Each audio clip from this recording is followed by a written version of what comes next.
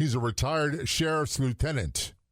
When he was a sergeant, one of his subordinate officers, a friend, was shot and killed. He's here to talk about the impact on him, what he did during the event, how it affected him afterwards, and what he's doing about it today. Welcome to the Law Enforcement Talk Radio Show. In the Law Enforcement Talk Radio Show, we are joined by special guests talking about their experiences, the realities of investigating crimes, plus those who have experienced horrendous trauma. Police, first responders, military, and victims of crime share their stories. Hi, I'm John J. Wiley. In addition to being a broadcaster, I'm also a retired police sergeant. Be sure to check out our website, letradio.com, and also like us on Facebook. Search for the Law Enforcement Talk Radio Show.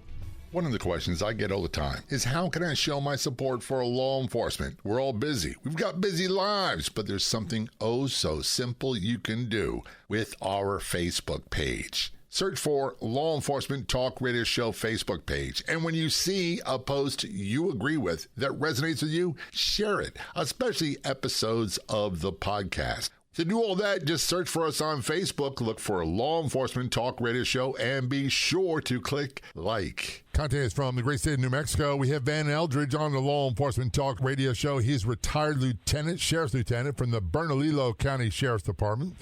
During his illustrious police career, he had a subordinate officer when he was a sergeant that was shot and killed. We'll talk about that. He is actively involved. He's a board, I'd say, movers and shakers. He's a board of directors of the Sodality Foundation. Their website is sodalityfoundation.com. We'll talk about what they do in a few moments. It helps mental health with first responders. Van, thanks for your service, and thanks for being a guest on the Law Enforcement Talk Radio Show. Both very much appreciated. Thank you, sir. I consider it quite a honor and privilege to be on your show. Well, that makes two of us. I'm honored and privileged to talk with you. Thank you. I've been doing this since 2017, and some of these people, let's be honest, I love police. They're some of the best people I've ever met, and they're some of the most annoying. For example, I always say this. I'll post something on our Facebook page about a horrendous shooting, and someone that's a tactical expert will say, well, if I was there, I'd done this. And I'm going, you're not there, so shut it. And one thing in particular is we'll talk about is when a subordinate officer is killed, people love to voice their opinions about what they did, what they would do, what you did wrong, and none of them were there. Absolutely. That was a little bit of what I did face in my situation. Yes. And part of it is, and I hate to say this, but another interview I did, I don't like talking to people about it, even other police, about stuff because they ask stupid questions, and I get aggravated. Right. Yeah. Yeah, and I appreciate the experience that many other law enforcement officers have had. But if I wasn't there, I'm not going to second-guess their decisions, and so I'd really prefer if they weren't there that they don't second-guess mine. I would use a word, I like the word prefer, but you're much more admirable and politically correct than I am. I would just say, shut your pie hole, because you don't know what you're talking about. Yeah, you weren't there. During your career, there I was, or maybe you were there and I wasn't. Right, that's the other thing. It's like, look, there's so many times where I'll just say this: I was a very proactive, very aggressive police officer, very aggressive sergeant, and it would annoy me when I was not there and hot calls would happen, and I was not part of it. I would be annoyed. It's still a stressor of mine, John. I will tell you, I've been retired 7 years now, sir, and sometimes the stress of sitting on the sidelines can be a little rough. I was a guy that ran the same direction as the sirens were going. Yep. And yeah, every once in a while a siren goes blaring down my street, and there's part of me that thinks, ooh, maybe I'll head that way too. It's somebody else's turn, and I appreciate that, but you're right. I had the privilege of doing some really fun stuff during my career. I was a canine handler for a better part of it, SWAT cop for a lot of it. So I was a guy that raced towards all the crazy stuff every chance I got. One of the things that my wife would tell me now, and she has to remind me, and it bugs me that she has to remind me, you're not a police. It's not your job anymore. It's someone else's job. Right. Right, but it's not that easy, is it? No, it's just not that easy to sit back and no disrespect to all the men and women that are doing it right now. I appreciate the people in my community that are still keeping me and my family safe, but I still have a little bit of a desire to do it. I retired when I was ready, but it doesn't mean in the back of my mind I still think, wow, that was fun. Part of the problem for me is I retired much earlier than I wanted to. I wasn't prepared to. I was 33 when I retired, and it was a physical injury that I could not do anything about. I thought I sprained my wrist. I had multiple surgeries. And it was a guy who tried to shoot me as a typical unarmed man who tried to shoot me with my service revolver that's still in my hand. And the force of the struggle has destroyed my wrist. And I'm right-handed, and that's where all the damage was. Yeah, I just can say I can't understand that. I'm not going to pretend to be able to say that I can. I respect everything you did, and you're continuing to give us a voice. I guess that's a little bit of my goal as well. I retired because I was at that point in my life. It is a young person's profession. I'm over 60. I got 2 bad knees, significant hearing loss from decades of standing on the firing range, and so it is somebody else's turn. You're given a voice. I can't even tell how much I appreciate that. My goal now, too, is to try and support the profession from the spot that I can do it. Having seen and done some of the things I've seen and done, and in particular recognizing the mental health stressors that they have in this profession. So maybe that's just the role I'm going to accept. That's not a bad role. You've done an outstanding job. That's not a bad role to have. Part of the reason why I do this is because I want to. It drives. It adds a purpose to the pain I went through. Is what you've gone through in your own, for lack of better words, recovery after policing that drives you to do what you do today? Right. That's what I'm trying. It got me to this point, right? All the bad decisions in my life got me to right here, right now. Kind of a thought process. So let's see what we can do moving forward, because we got to keep moving forward, right? We all got to keep moving forward. Well, there's a funny thing that me and a lot of my guests have, and this is going back years ago. It's like we admit that we're damaged goods. Doesn't mean we're useless. It means that I'm not the same guy I was when I was 18. I've been through, I went through, and we're okay with that. And then we laugh and laugh. Would you say that you're kind of damaged from policing? I've got ADD, ADHD, OCD, and PTSD. I am an alphabet soup of mental health issues, sir. Some of that was what brought me into policing. My ADD, ADHD, I think is what drew me to the profession. Some of the best cops I know can't sit still right. But then the rest of it that came afterwards, the sleepless nights, the memories of the haunting things that you've seen, those don't go away. They don't. And by the way, they tend to resurface for me when I least expect them, when I'm not doing the things I should be doing to take care of myself. Oh, certainly. I got to keep moving. I try and stay as active as I can. If I'm out for a hike in the woods or a bike ride or something else physically demanding that I can still do, that will at least put the focus on that activity for a little while. Wandering around in my own thoughts is not good for me. No, I jokingly say this, but it's so true. The less thinking I do on a daily basis, the happier I am. Absolutely, yeah. I'm a whole lot better off if I don't think and just do. I don't know about you, but it's like one of the things that my wife and I'll take a long drive, and usually I'm driving because I'm a control freak. But she'll turn to me and say, "What are you thinking?" I have to make up stuff because I'm not thinking of anything. No, absolutely. Yeah, that's kind of my brain as well. It's better off that I'm not thinking about anything. Yeah. What are you thinking about right now? Nothing. I'll come up with some wild stories. We're talking about Van Eldridge. He's a retired lieutenant from the Bernalillo County Sheriff's Department, or Sheriff's Office in New Mexico. During his career, a long career, he, as a sergeant, had a subordinate officer who was shot and killed. We'll talk about it in a few moments, the impact on him, what he does about it today. And he's one of the movers and shakers for the SodalityFoundation.com. That's the Sodality, SODALITY Foundation.com. Be sure to subscribe to our YouTube channel. Look for Law Enforcement Talk Radio Show and podcast on YouTube.com. And be sure to subscribe. Like everything we do, it is free. Look for and subscribe to Law Enforcement Talk Radio Show and podcast on YouTube for great police videos and episodes of the podcast. And this is Law Enforcement Talk Radio Show. Don't go anywhere. We'll be right back.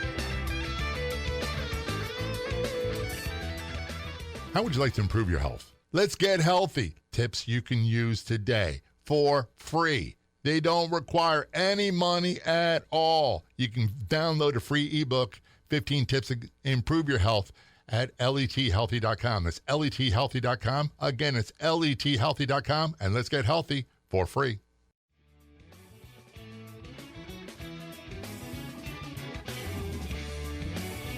Current conversation with Van Eldridge on the Law Enforcement Talk Radio Show. He's a retired sheriff's lieutenant from the Bernalillo County Sheriff's Office in New Mexico. And during his long law enforcement career, he, as a sergeant, had a subordinate officer who was shot and killed, which we'll talk about in a few moments, and talk about the impact on him. Not just that incident, but multiple incidents. And him and his agency. He's one of the movers and shakers for the Sodalityfoundation.com. Their website is the Sodality, Sodality, Foundation.com. Ben, I went through this, and I did Police Week for the first time in a very long time, actually for the first time ever.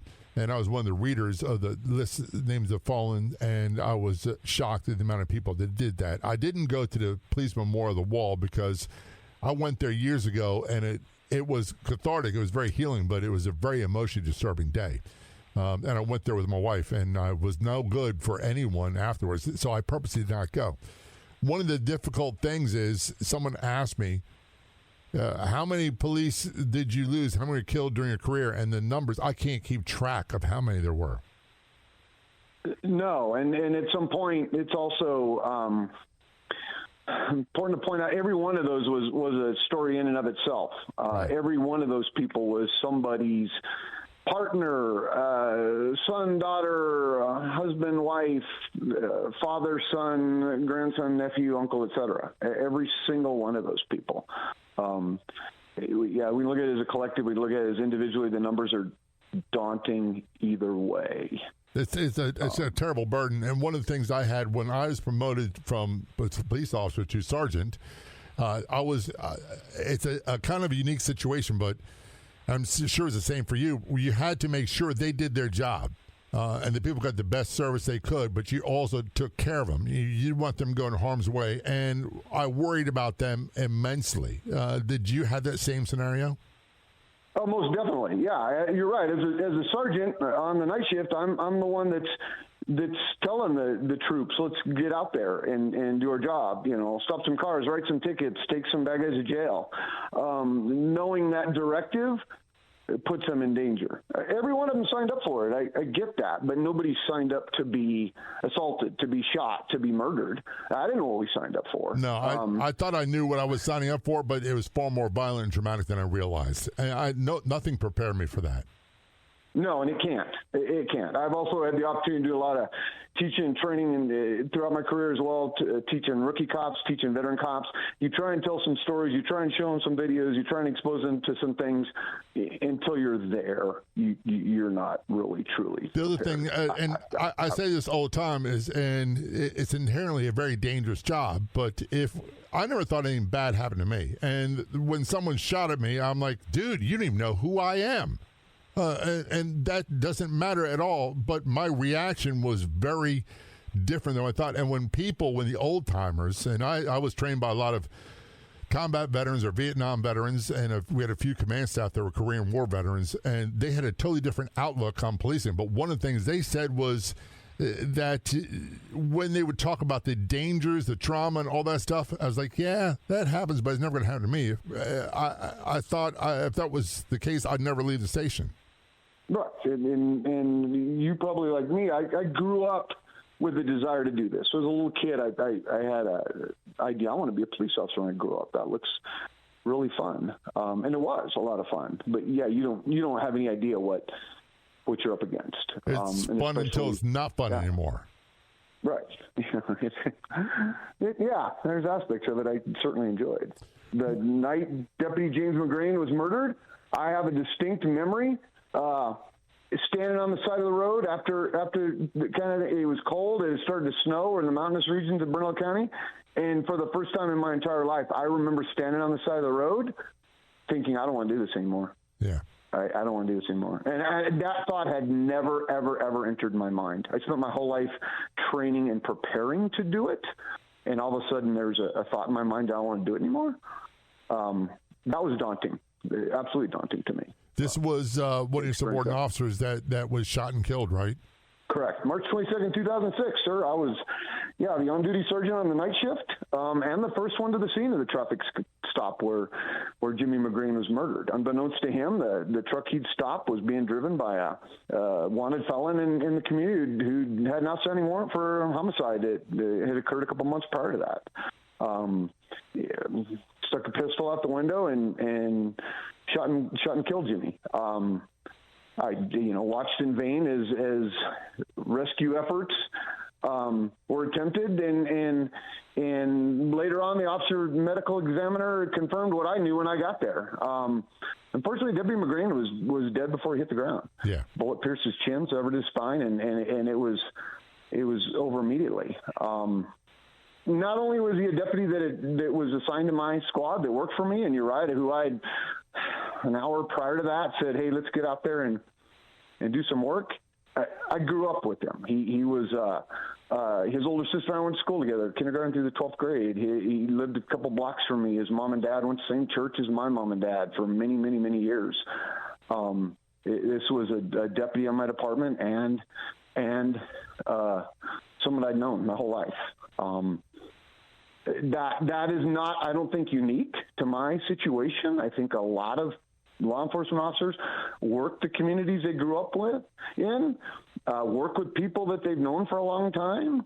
It's a multi-generation kind of career. I've had lots of coworkers who same agency as their parents, siblings, etc.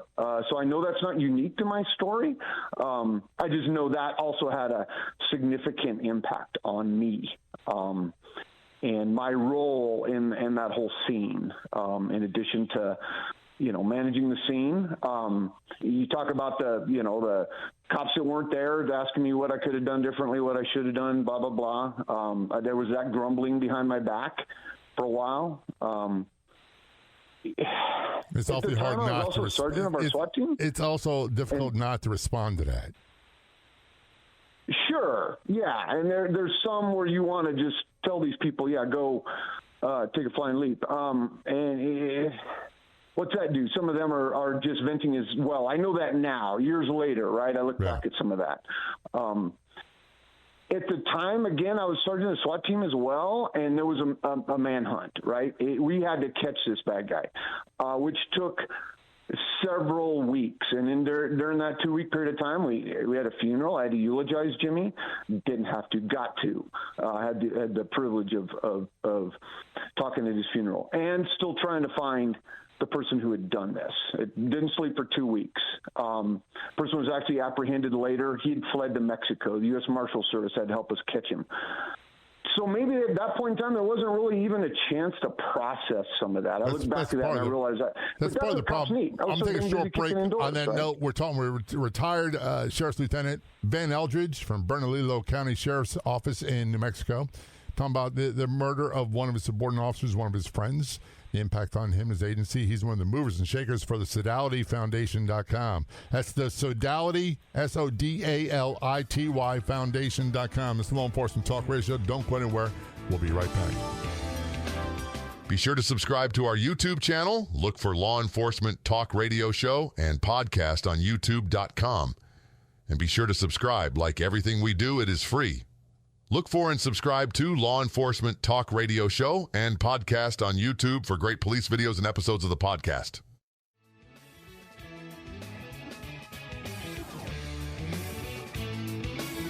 Return conversation with Ben Eldridge, retired Sheriff's Lieutenant from the Bernalillo County Sheriff's Office in New Mexico. When he was a sergeant on duty, one of his subordinate officers was shot and killed on a traffic stop. We're talking about the impact on him. He's one of the movers and shakers for the SodalityFoundation.com. Their website is the Sodality, SODALITY Foundation.com. I'll give you a hint. We'll talk about it a little bit later on. They really work towards mental health awareness and treatment for first responders. I want to go back to the conversation about your coworker being shot and killed. One thing you said that really kind of echoed in my mind was you sat on the side of the road, and after it's over with, you're like, I don't want to do this anymore. Right. Yeah. And for a whole lot of reasons. What impacted me the most is I knew the next few things I was going to have to do was talk to his family, talk to my family, talk to my friends. I don't know that it was a fear of myself getting hurt so much as just an overwhelming anxiety and guilt for what all that meant and what it meant for some of my coworkers, some of the deputies that were also on duty that night versus some of the deputies that weren't on duty that night, that were friends of Jimmy's, coworkers of Jimmy's, but worked a different squad, worked a different day, whatever. That I was going to have to call these guys and tell them what happened. Yeah, that's the part where you just look and go, oh my gosh, I don't want to do this anymore. I haven't been a sergeant very long, a little bit less than a year. Same kind of thing, right? You test, you promote, you got this great idea of how you going to manage people. I'm going to make a difference. How about that one? I'm going to be somebody. Yeah. We're going to serve and protect, and I'm going to be that supervisor that motivates the squad to be productive and look at the numbers we're going to send upstairs to the sheriff, right? Look at us, boss. We're kicking butt and taking names. And I guess, again, for me, looking back on it, fortunate is because of my other reciprocal duties that while that thought was going through my mind, my phone was ringing. We carried pagers back then, right? On the SWAT cops all carried pagers. My pager's going off because now we're starting to get some intel on who this bad guy was, and now we're starting to get some intel on where he is. And so I was able to kick into that. Okay, never mind. I am going to do this. Not only am I going to do this, I'm going to go catch the bad guy that did this. And that focus. But in the weeks, months, and years that followed, when that focus had been handled, we got the bad guy, took him to prison, took him to trial, et cetera, that's when I started to recognize some of what I call collateral damage, sir. What I call the impact that it had on me and some of my coworkers and the struggles that some of them were having that I look back on now and realize, oh my gosh, here I was so worried about, bad guys getting, shooting, and those still get us, sir. Car crashes, bad guys trying to hurt us, those are still getting cops. We're more likely to do something to ourselves. That's the reality of the numbers. We can back and talk about those numbers. One of the things that I talk about all the time, not as often as I should, is the 4 S's of law enforcement and sunscreen, seatbelts, soft body armor, and then survive. Because car accidents are far more deadly. And then with the other S that we don't talk about hardly anywhere near enough is suicide. Right. And all this stuff is preventable. My career, just me, my agency, and my career, and I look at those raw numbers again, and it dawned on me. Car crashes, killed some of my coworkers, and gunfire. Jimmy got shot and killed. More of my coworkers took their own lives, sir, than those things, and that continues. That's just not my agency. That's unfortunately nationwide, and that also doesn't count the divorces, the chemical addictions, the other things that maybe we didn't take our life, but maybe it cost us our career, it cost us our marriage, it cost us. And that's some of what I saw too. These people again who were like me, they grew up wanting to be a cop, right? That's all they ever wanted to do.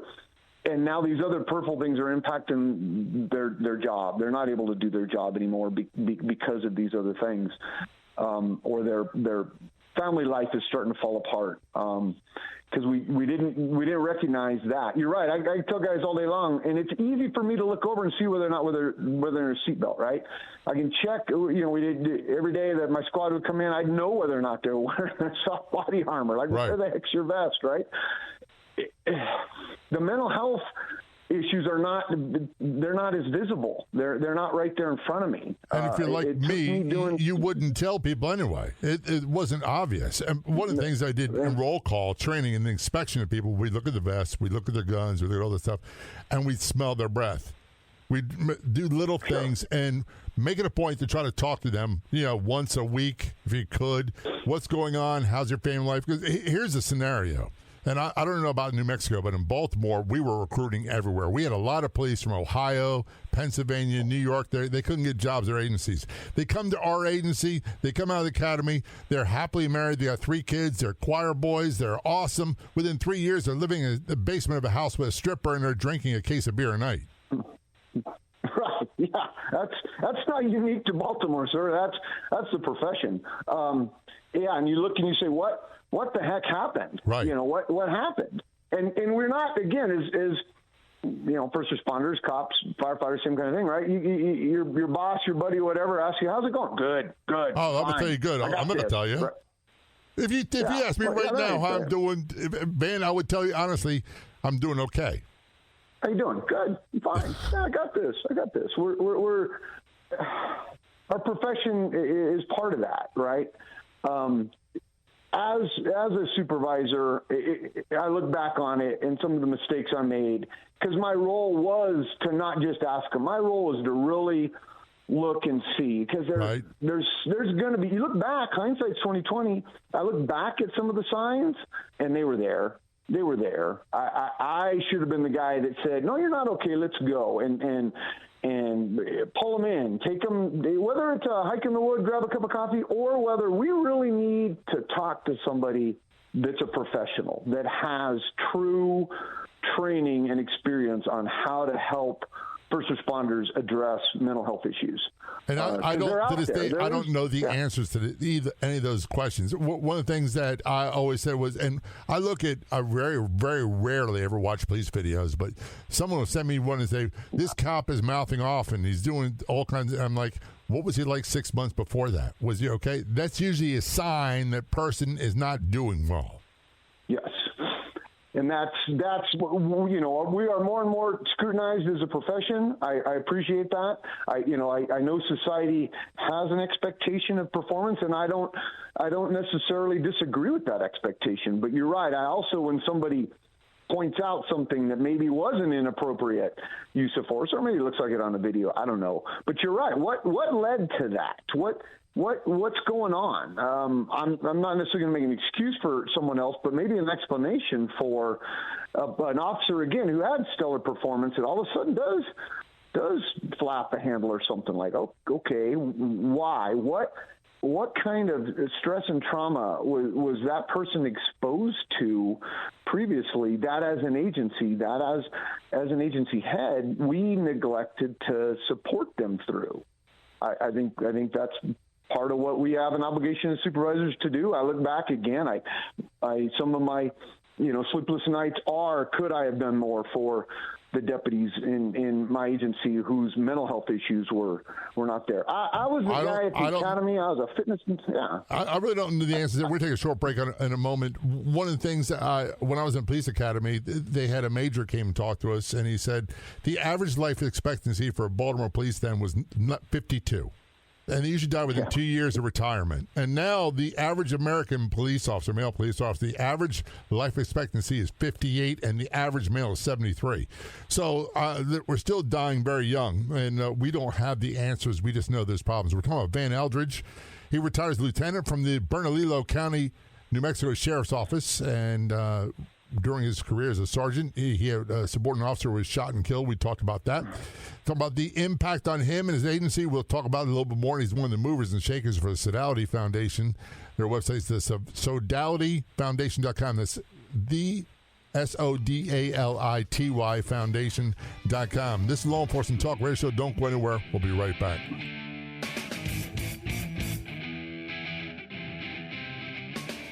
Please stop me if any of this sounds familiar. I'm too old to start investing in stocks. I'm too old to learn about investing. I don't have the time and energy to learn about investing. Suppose an app existed that did everything for you automatically. There is, and I've been using it. Get more details about it at letsavings.com, letsavings.com. That's the letter L, letter E, letter T, savings.com. The information is not personal financial advice, that past performance does not guarantee future results, and that investment involves risk, including the loss of principal.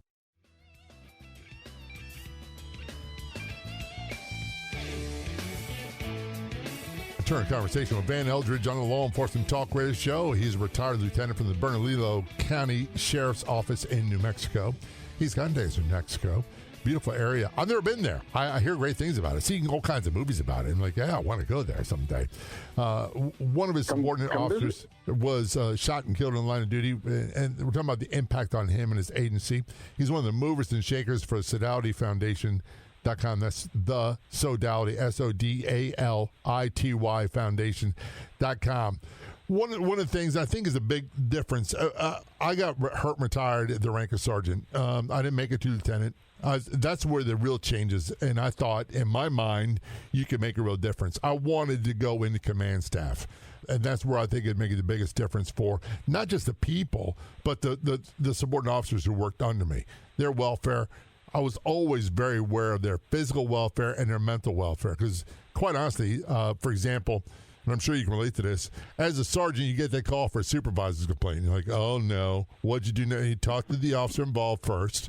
And quite often, I was more of a problem than the officer was. But I'm trying to soothe hurt feelings, and quite often the officer is right. And that it's difficult because you're not going to give them what they want to hear, the bad guy. No, because we're not going to change our minds. An officer made a decision that affected an arrest, right, citation, et cetera, and it's no different. I relate it to the home plate ump, right? I've never seen the manager come out and get the home plate ump to change his mind. And same thing. Somebody calls and complains, and the deputy was rude, blah, blah, blah. Okay, you still did something wrong, so we're not going to not take enforcement action just because you're not happy. You're right. That's a big part of being a sergeant.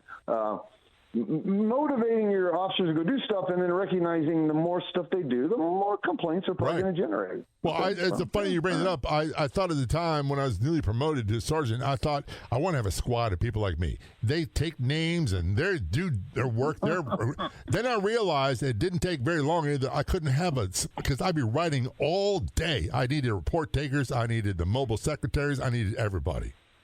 Sure. Yeah. The profession has lots and lots of different needs. People in the community call us for a whole bunch of different things. And you're right. You always find those people on the squad that are good at that can go over there and just, kind of help quell a little bit of a neighbor dispute or whatever, right? Two neighbors that just aren't getting along about barking dog or whatever. And you need that as well, certainly. Sure. When you were a sergeant and you retired as a lieutenant, and after this incident, you started talking about some impacts on you, but you mentioned several times impacts on the agency, and we kind of glossed over, but suicide, mental health issues are a real problem with our first responders, all law enforcement in particular. How aware did you become of the problem in your agency? Unfortunately, but later than I would have liked to. And it really, one of the ones that came about wasn't a suicide. The person still, but his issues resulted in him losing his career. This person no longer a law enforcement officer, and looking back on it, I no doubt that it was the impact of this and some other stressors in that person's life that led to, and this again, second generation officer that grew up, this was a aspiration. Now they're no longer in the profession, and I look back at that one in particular and think, what I looking back, hindsight, I see all the seams. I should have noticed what was going on in this person's life, and I did, and that's when I realized, okay, I need to take a more active role in. When we talk about survival, I've been the academy instructor, I've been the fireman instructor. I taught people how to shoot their guns and do more push-ups and run faster. I had a stopwatch to get to exactly how fast your time was. I'd go score the target, either hit the bullseye or didn't. I needed some training and education on how to recognize some of these other things going on, because that's the survival that matters the most. And you nailed it. I mean, that one of those every cop I know is counting the days, hours, and minutes till retirement, right? Oh, I can't wait till I can retire. Right. And then what? The numbers are showing we're not getting our time back by any stretch of the imagination. I don't like those numbers either. No, it's they're very not good. daunting to me. I put into my pension for 26 years. I want back out of it, right? I tell people all the time, when I was an active police officer, the drama, the trauma, all that stuff, I knew my job. I knew what I was supposed to do. Is when things got quiet that the real problems started. Yeah, we're adrenaline junkies. And so... once I made a lieutenant, lieutenants in my agency my former agency, we're paper pushers, right? We dress like cops. We read about what cops do. We don't really get to do a whole lot of cop stuff anymore. So that's when I also first started to realize, okay, I've got to look for some other activities and some other things to do because I'm not handcuffing bad guys. I'm not driving really fast. I'm sitting behind a desk, right? And that can be enormously stressful because we're used to these other things. So I started looking for activities that I could at least be involved in. I get some other people to do that. Hiking in the woods. You come to New Mexico, sir, I'll take you to some beautiful places and show you our outdoors because I can climb to a peak with 10,000 feet, and the view's incredible and gets my heart pumping, okay? Not the same as chasing bad guys. It isn't. But at least it's something. And I look for those. I try and guide some of my retired coworkers towards that. Let's get our drive, our adrenaline from some of these other things, and watch your support. I want my time back. I don't like these numbers you just quoted. Those are daunting to me. Why can't I get all this time back that I put in? Well, because of the mental health and the stressors, and that's what I want to try and help. When we talk about officer survival, and we look at the numbers, it isn't just car crashes. It's not. It's not. And unfortunately, you said something that a lot of people suffer. And without going into a lot of details, my daughters are very young when I retired. They still bear the scars of what I went through. And there's no denying that. And even though I did my best to shield them from that, but we look at broken families, we look at broken relationships, and we look at failed careers. And as a sergeant, I got this speech when I was in the academy. I had it almost every year. 2 things that will derail a police career more than anything else: alcohol and women. Forget it. You're going to wind up in the short end of the stick with both of those. And what do? Both. Yeah. And then we watch it, and then we wonder. But what led to that? Again, what led to that? People who prior to that, their whole life, we're hiring a bunch of adults. They're young adults, but they're still adults. And we've reviewed their background, and they never showed tendencies towards those kind of behaviors before. We wouldn't have hired them, right? Right. So now here they are, 5, 7, 11 years into their career. And they're drinking too much. They're not faithful to their families, and that impact. If you're not faithful to your family, you're probably not faithful to your job either. Right. And I saw some of that. Yeah, they're those kinds of things. What happened? Well, maybe it was this buildup. Maybe it was, for some people it was. I can point back to a critical incident, one in particular, Jimmy getting killed. Obviously, that one's right there in front. Not everyone's going to have that particular call, but they may very well have a buildup of multiple things over years and years and years and years. Cops are going to see more traumatic incidents probably in 1 year than most people will see in an entire lifetime. Yep. So then you add up that now I've got a 10, 15, 20-year career. You've been exposed to an enormous amount of trauma. So what are you doing about today? And I know your website, Sodality Foundation, is a big part of what you do. What is it you do about it today? What we do now is, the first thing we do is we provide peer support training. We bring in current first responders, cops and firefighters, and give them some training on how to support their coworkers. Because there's everything I noticed, and you mentioned at the very beginning. Cops, we're all a bunch of skeptical, cynical, sarcastic. If you're not that way to start with, you will become that way later on. Yeah, we're more likely to at least lean on a coworker than we will anyone else. We do trust our buddies because they had our backs, right? And so if we can give some peer support training, that's a big part of our model at Sodality Foundation, is peer support training. The people that are in the trenches right now giving them some guidance on how to support their coworkers, first and foremost. And then with the part of this peer support training is also giving them some awareness of, okay, there are some things as a coworker you can help out with. Hey, buddy, let's go talk about this.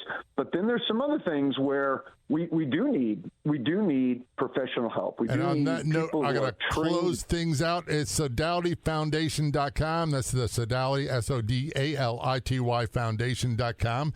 By the way, I'd imagine that you're like many people. The fundraising is the other F word. So if people want to help, go to SodalityFoundation.com, get information about Van and what they do right there. Van, thanks for your service, and thanks for talking about it on the Law Enforcement Talk Radio Show. Both very much appreciated.